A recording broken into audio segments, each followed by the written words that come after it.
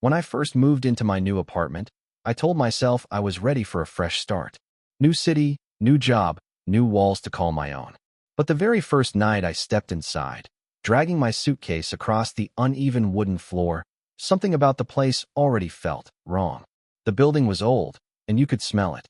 That mix of dust, damp wood, and stale air that seeps into your skin the moment you breathe it in. The hallway outside my door flickered with weak yellow light from buzzing bulbs, and the paint on the walls peeled away in long curls. The landlord had smiled as he handed me the keys, as if he was trying to reassure me. "You'll get used to it," he'd said. I wasn't so sure. Inside, the apartment was small but livable. A narrow kitchen, a single bedroom, a bathroom with tiles that had cracked around the edges. It was fine. I told myself it was fine. The rent was cheap, so cheap I almost didn't believe it. But I didn't question it. I couldn't afford to. And then there was the mirror. It stood in the hallway, tall and heavy, pressed against the wall opposite my bedroom door. The frame was carved from dark wood, the kind that looked almost black in the shadows. It was cracked in places, splintered as though it had been dropped once, years ago. The landlord noticed me staring at it when I first walked in. He waved his hand dismissively. "Belonged to the last tenant. Too heavy to move. If you don't like it, just throw a sheet over it." I wanted to ask more. Who was the last tenant? Why they left such a massive, strange piece of furniture behind? But the landlord was already gone, his footsteps echoing down the creaky stairs. At first, I didn't think much about it. It was just a mirror. Old, ugly, a little intimidating maybe, but still a mirror. I used it in the mornings to check myself before leaving for work. Straightened my collar, fixed my tie, forced a smile I never quite believed. But even then, I felt something odd about it. It was the way the glass seemed darker than it should have been, even in daylight. Like it was holding something back, swallowing light instead of reflecting it. If I stood too close, my face looked pale, blurred at the edges. Sometimes I thought I saw the glass ripple faintly, like water disturbed by a stone. The first week, I tried to ignore it. I told myself I was just tired, stressed from the move, unsettled by being alone in a new place. Everyone feels that way at first, right? But the mirror wouldn't let me forget it was there. Every time I passed through the hallway, I felt its presence. I'd catch myself glancing into it, even when I didn't mean to. And sometimes, for just a second, my reflection wasn't quite right. It started small. A lag, almost. I'd turn my head quickly, and my reflection seemed to hesitate, moving just a fraction of a second after me. Once or twice I thought I saw my lips move when mine were still. Always tiny things, subtle enough that I could dismiss them. Old mirrors warp, I told myself. The glass is uneven. The light plays tricks. But deep down, I didn't believe that. One night, as I passed by the mirror to head to bed, I froze. There was something behind me in the reflection. A shadow, tall and undefined, standing just at the end of the hallway. My breath caught in my throat. I spun around so fast I nearly tripped. Nothing. The hallway was empty. When I looked back, the shadow was gone. I couldn't shake the image from my mind. I lay in bed staring at the ceiling, every creak of the old wood making me flinch. I dreamed of the mirror that night, dreamed I was standing in front of it, staring into the glass. My reflection smiled, though I hadn't. Its eyes glowed faintly, hollow and endless. I woke drenched in sweat, heart pounding, the dim glow of the hallway light spilling through the crack under my bedroom door. For days after, I tried to convince myself it was stress. Moving was hard. I was lonely. I was seeing things. But the mirror didn't let me forget. Every time I looked at it, I felt something watching me back. One morning, as I adjusted my shirt in front of it, I noticed something terrifying. My reflection's eyes weren't looking at me. They were looking past me, over my shoulder, into the hallway behind me. I spun around. Nothing. When I turned back, my reflection was smiling. That was the first time I realized the mirror wasn't just reflecting me anymore. It was something else entirely. The days after that first strange smile in the mirror were some of the longest of my life. I couldn't shake the image no matter how hard I tried. At work, I'd find myself distracted, staring at blank computer screens, hearing my boss's voice like it was coming from far away. The reflection haunted me, not just when I was home, but in every reflective surface I passed. Elevator doors, shop windows, even puddles on the street. I'd catch myself glancing twice, afraid that what I saw might not move with me. And yet, Despite the fear, I couldn't stop looking at the mirror in my hallway. It was like an itch I couldn't scratch. Every time I walked past, I slowed down. Sometimes I even stopped, telling myself I'd just take a quick look, just to reassure myself everything was normal. But it never felt normal. At first, it was subtle. My reflection's eyes lingering a second too long, blinking slower than they should. A twitch of the lips that didn't match mine. But soon it got worse. One evening, after a long day at work, I came home exhausted. I tossed my bag onto the couch and trudged toward the bedroom. The hallway light flickered as I passed the mirror, and that's when I saw it. My reflection wasn't tired. It was grinning at me. Not a faint, hesitant smile this time, but a wide, toothy grin that stretched too far, too sharp. My stomach lurched, and I stumbled back, pressing my shoulder against the wall. My own face stared back at me with eyes that glowed faintly in the dim light, its grin fixed, unnatural. I squeezed my eyes shut. It's not real, I whispered to myself. It's just in your head. You're tired, stressed, seeing things. When I opened my eyes again, the reflection was normal. Just me, pale and trembling, with sweat beading on my forehead. That night, I left every light in the apartment on. The following days, the mirror seemed almost alive. I'd hear faint creaks from the hallway at night, like footsteps stopping right in front of it. Sometimes I swore I heard breathing, slow, heavy, not mine, coming from that direction. Once, in the silence of 3 a.m., I heard 3 distinct knocks. Not on the front door, not on the walls, on the glass of the mirror. I didn't check. I buried myself under the covers, shaking like a child. By the end of the week, I was unraveling. I barely slept. I barely ate. Every time I closed my eyes, I dreamed of the mirror. In those dreams, I'd walk down the hallway, drawn to it like a moth to flame. My reflection would be waiting, smiling that horrible smile. And then, slowly, it would reach out. Its hand would press against the inside of the glass, and the surface would ripple like water. The worst part wasn't that it moved differently from me. The worst part was that I wanted to touch it back. One morning, desperate to convince myself I wasn't losing my mind, I called my friend, Alex. We hadn't talked much since I moved, but I needed someone to ground me. "Man, you sound rough," he said after hearing my voice. "Are you okay?" I hesitated. How could I explain it? "It's the apartment," I muttered. "There's this mirror. It's old, and I keep seeing things in it." There was a pause, then a chuckle. "Like what? Bloody Mary?" "Dude, you've been watching too many horror movies." "I'm serious," I snapped. "It lags behind me. Sometimes it smiles when I don't. Last night, I heard it knock. On the glass. Like something's inside." The line went quiet for a moment. Then Alex sighed. "You're overworked, that's all. Stressed does weird things. Cover it up, move it out, whatever. But don't go freaking yourself out over a piece of furniture." I wanted to believe him. God, I wanted to. But when I hung up, the silence of the apartment pressed in heavier than ever. I tried his advice that night. I found an old blanket in the closet and draped it over the mirror. For the first time in weeks, I felt a tiny sliver of relief. Out of sight, out of mind. Maybe Alex was right. But around midnight, I woke to the sound of fabric sliding against the floor. I sat up, my pulse hammering. The hallway light I'd left on still glowed faintly, and from my bed I could see just enough to know the blanket was gone. I crept out of bed, my breath shallow. The blanket lay crumpled at the base of the mirror. And the glass shimmered faintly in the dim light, like something beneath the surface was moving. My reflection was awake. It was standing perfectly still, its eyes locked on mine, wide and unblinking.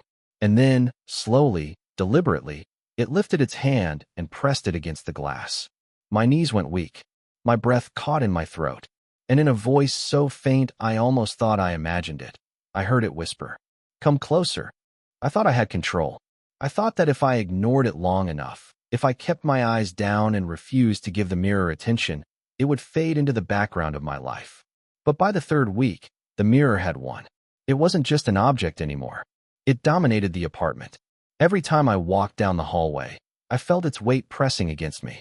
Even when I avoided looking at it, I knew the reflection was there, waiting, smiling, watching. I stopped bringing friends over. I stopped answering Alex's calls. What could I even say? "Hey, I think my mirror is alive." No one would believe me. Maybe I didn't believe myself. But the evidence was everywhere. Blankets wouldn't stay on it. Furniture I shoved in front of it slid aside in the night, no matter how heavy. Once, I even wedged a chair under the doorknob of my bedroom, so I wouldn't see the hallway at all. But around 2 a.m., I woke to the sound of wood scraping on the floor. I peeked through the crack, and my blood ran cold. The chair was gone. The hallway was clear, and the mirror stood uncovered, gleaming faintly in the dark. That was when I knew I wasn't locking it out. It was locking me in, so I decided to confront it. That night, the city outside was eerily quiet. No cars, no footsteps, just the faint hum of streetlights bleeding through the curtains. I stood in the hallway in my socks, staring at the mirror. The air felt heavier here, like it thickened around the frame. My breath came in shallow gasps, fogging faintly in front of me even though the heater was on. My reflection stared back. But it wasn't me. Its posture was straighter, its eyes sharper, more alert. It looked stronger, more alive. Like it was the real version of me and I was the faded copy. And its lips, God, its lips, curled slowly into that same grin. Enough, I whispered. This time, the reflection's lips moved too. But the voice that echoed back wasn't mine. It was low, warped, reverberating inside my skull like someone speaking through water. You're ready. My knees buckled, and I staggered back. But something inside me, something I can't explain, pulled me forward again. Closer, step by step until I stood inches from the glass. The wood frame groaned. The surface of the glass rippled faintly, as if the mirror were no longer solid. My reflection lifted its hand and pressed its palm flat against the inside. The glass bent inward under the pressure. Not like normal glass. Not rigid, not smooth. It pulsed, flexed, like skin. I froze. My hand trembled in the air. Every instinct screamed at me to run. But there was another voice now, whispering beneath my panic. Not the reflections. Not mine. Something older. Asterisk, touch it. Asterisk. I don't know why I listened. I don't know why I lifted my hand. But when my palm pressed against the glass, I felt it. Cold. Not the cold of winter air, but the kind that sears straight into bone. It burned and froze at the same time. My skin prickled as though tiny needles pressed against every pore. The glass wasn't glass anymore. It was liquid, clinging, sucking me in inch by inch. My reflection's smile widened unnaturally, splitting across its face. Its eyes locked on mine. And then, I swear this is true, it didn't move when I did. I tried to pull my hand back. The glass held me. My chest tightened. My breathing quickened into frantic gasps. Let go. I begged, yanking, twisting. My wrist disappeared up to the knuckles in the shimmering surface. Panic surged like fire in my veins. And then, knocking. Not from outside. Not from behind me. From inside the mirror. 3 sharp knocks. Knock. Knock. Knock. I froze. My reflection's face flickered, rippling across the surface like a bad signal. And then, from somewhere deep inside the dark glass, I heard a voice. My voice. Help me. My blood ran cold. I stumbled back, wrenching my arm free. The glass snapped back into place with a wet pop, spraying cold droplets onto the floor. My hand was red, raw, as if frostbitten. The mirror went still again. My reflection stood where it should, copying my movements perfectly. No grin, no delay. Just me. But I couldn't forget what I heard. That was my voice, calling from inside. And if my voice was trapped in there, then who the hell was standing here now? I didn't leave the apartment the next day. I couldn't. My hand ached from where the glass had clung to me, skin red and tender like frostbite. I sat at the kitchen table for hours, staring at the hallway, waiting for movement. Every creak of the old wood made me flinch. I tried to tell myself it wasn't real. Stress, exhaustion, hallucinations. Any explanation would have been better. But the truth weighed on me like a stone in my chest. I had heard my own voice inside the mirror. My own voice begging for help. So if that was me in there, then who was here? I spent the day pacing, checking the mirror every hour. Sometimes it looked normal. Sometimes, if I stared too long, I swore I saw the other version of me smirk or blink when I didn't. It was subtle, enough to make me question my sanity. By evening, I couldn't take it anymore. I called Alex again. Man, you sound like hell, he said immediately. I think I'm losing it, I muttered. The mirror, it's not just in my head. There's something in there. Someone. It looks like me, but it isn't. Silence. Then laughter, nervous and short. You're scaring me. What? Like a doppelganger. I'm serious, I snapped. My voice cracked. It talked to me. It touched me. Alex, I don't know if I'm the real one anymore. For a long moment, there was nothing but static on the line. Then Alex said, softer this time, get out of there. Stay with me. Whatever's going on, just don't stay in that apartment tonight. I wanted to. God, I wanted to run. But when I glanced at the hallway, the mirror shimmered faintly in the dim light. And deep inside my skull, I heard the whisper again. Asterisk, don't leave me. Asterisk. I dropped the phone. My chest tightened, my knees shaking. That night, I sat in the hallway facing the mirror, a blanket wrapped tight around me like a shield. The apartment was silent except for the steady tick of the old wall clock. Midnight crept closer. At exactly 12:03, the surface of the mirror rippled. My reflection leaned forward, pressing its forehead against the glass. Daniel, it whispered.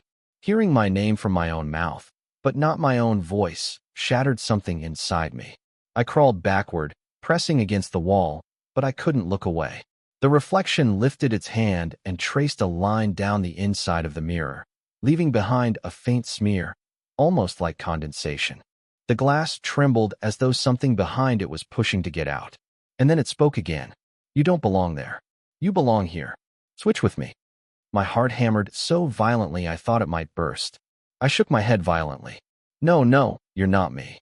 Its grin stretched wider. Aren't I? Who are you then? The one who stares at walls all day, too afraid to leave? The one who hides from his own shadow? You're fading, Daniel. I can see it. You're not even real anymore. I covered my ears, but the voice wasn't just sound. It was inside me, vibrating through my bones. The apartment grew colder. Frost spread across the mirror frame, crawling outward onto the wallpaper. My breath plumed white in front of me. The whisper deepened, overlapping, like two versions of me speaking at once. Let me out. Let me out. Let me out. I screamed, hurling the blanket over the mirror. For a moment, silence returned. I collapsed against the wall, shaking, tears burning in my eyes. But when I looked back, the blanket was gone. The mirror was bare again. And this time, my reflection wasn't there at all. The glass showed the hallway empty. No me, no shadow, nothing. Just the cold, black surface of a world I didn't recognize. And in that emptiness, something moved. Not me, not even human. I ran. I locked myself in the bedroom, shoved the dresser against the door, and sat there until morning, trembling in the corner. When sunlight finally filtered through the blinds, I dared to check. The hallway was quiet. The mirror stood as always, cracked frame, dusty surface. My reflection looked back at me, tired, broken, but mine again. And yet, when I leaned closer, I swore its lips twitched before mine did. I didn't want to go near it again. After that night, after hearing my own voice trapped inside, I swore I would stay away. I shoved furniture back in front of the mirror, stacked boxes, even taped the blanket tight over it. For a few hours, I let myself believe it was over.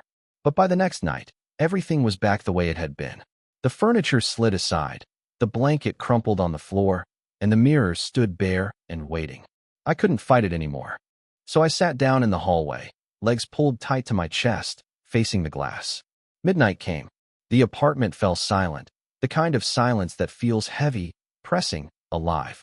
And then the surface rippled. My reflection leaned forward, closer than it should have been, its eyes wide and glowing faintly in the dim light. You don't have to be afraid anymore, it whispered. The words weren't sound. Not really. They bloomed inside my skull, vibrating through bone. Let me out. I can take your place. You can rest. I shook my head violently, tears burning my eyes. You're not me. It tilted its head, smiling that too wide smile. Then who are you? The one who hides in the dark? The one who trembles every night? Look at yourself. You're already fading. You don't even belong here. My body trembled. My throat tightened until I could barely breathe. And deep inside, beneath the terror, a small voice whispered that it was right. I was fading. I hadn't slept, hadn't eaten, hadn't spoken to anyone in days. I was a ghost haunting my own life. But then, from inside the mirror, I heard it again. The other voice. Not the confident one smiling at me. The weak, terrified one. Please, don't let it out. Don't let me out. I froze. My reflection smirked, pressing its palm flat against the inside of the glass. The surface pulsed, soft and liquid, pulling inward with each beat. Two voices, both mine. One begging to be freed, the other begging to be contained. Which one was real? I crawled closer, my breath fogging the glass. My hand hovered inches from the surface. The cold radiated from it, sharp and biting, already stinging my skin. The whisper grew louder, overlapping. Asterisk, let me out. Asterisk. Asterisk, don't let me out. Asterisk. The glass quivered violently, the frame cracking, frost spreading across the wall. The apartment groaned like the building itself was straining under the pressure. And then it happened. A hand burst through. Not mine. Not even human. Pale, twisted fingers clawed out of the glass, dripping with something black and slick. They grabbed the frame, pulling, tearing. My reflection's grin stretched wider, splitting its face. I screamed, throwing myself back, but the hallway seemed to shrink around me. The door at the far end felt miles away. The glass bulged outward like a balloon about to burst. And in the chaos, my father's voice echoed in my mind. Not really his voice. He'd been dead for years, but the memory of him, stern and trembling. Asterisk, mirrors don't just show us. They keep us. Asterisk. The thought jolted me. I staggered forward, palms flat against the freezing surface, trying to push it back. My skin burned, the cold slicing into me like knives, but I pressed harder, screaming, forcing the hand back inch by inch. The mirror shrieked. Not a sound from glass, but from something alive. And then, blackness. I don't remember falling. I don't remember the crash. Only silence.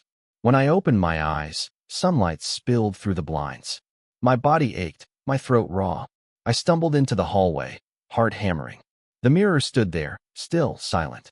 My reflection looked back at me, tired, broken, but mine again. I almost laughed, almost convinced myself it had all been a nightmare. But then my reflection blinked. And I didn't. Its lips curled into a smile, slow and deliberate, while I stood frozen, not moving at all. And in my head, clear as day, I heard the final whisper. Asterisk, next time, you won't wake up. Asterisk.